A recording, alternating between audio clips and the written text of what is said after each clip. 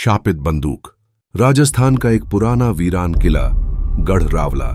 यह है विक्रांत, एक ऐतिहासिक वस्तुओं का खोजी।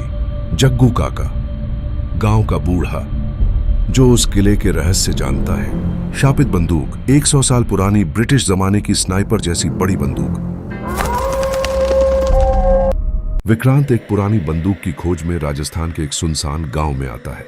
उसे पता चला था कि गढ़ रावला नाम के एक किले में ब्रिटिश सेना की एक दुर्लभ स्नाइपर छिपी है, जो एक राजा की हत्या में इस्तेमाल हुई थी। लेकिन उस किले को लेकर गांव वालों में डर है। कोई वहां जाता नहीं और जिसने भी कोशिश की वापस नहीं आया। विक्रांत की मुलाकात जग्गू काका से होती है। वो उसे चेतावनी देते हैं, बेटा, वो बंदूक सिर्फ लोहे की नहीं, वो खून पीती है। जिस रात राजा की हत्या हुई, उसी दिन से वो बंदूक शापित हो गई। विक्रांत हंस देता है, काका, बंदूकें शापित नहीं होती, बस छिपाई जाती हैं।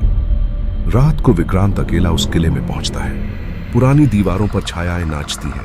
दीवारों पर खून के धब्बे जैसे निशान और एक वीरान सा हॉल जिसमें समय जैसे थम गया हो। वह पुरानी अलमारी में एक चांदी से जड़ी बड़ी ब्रिटिश स्नाइपर बंदूक ढूंढ निकालता है। जैसे ही वह बंदूक को उठाता है, एक तेज सिसकारी की आवाज गूंजती है। कमरे का तापमान गिरने लगता है।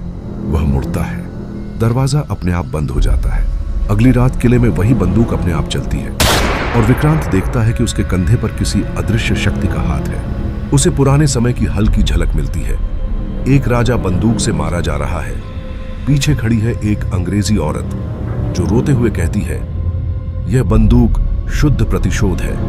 जब तक हर गद्दार मरेगा, यह बंदूक चैन से नहीं रहेगा। विक्रांत समझता है कि बंदूक उस हत्या से जुड़ी आत्मा की युद्ध की मशीन बन चुकी है। जिसने भी उसे छुआ मारा गया, क्योंकि बंदूक खुद तय करती है कि कौन गद्दार है। विक्रांत भागने की कोशिश करता है, लेकिन बंदूक अपने आप फिर से उठती है।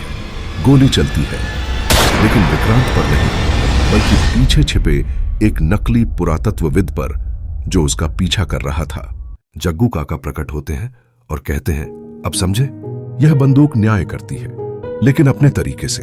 विक्रांत उस बंदूक को किले की दीवार में सील कर देता है, ताकि कोई और उसका शिकार न बने। लेकिन कहानी यहीं खत्म नहीं होती। रात के अंधेरे में किले से एक आवाज आती है, गद्दारी अभी बाकी है। और बंदूक की चमकती हुई नाल फिर से किसी गद्दार का इंतजार करने लगती है।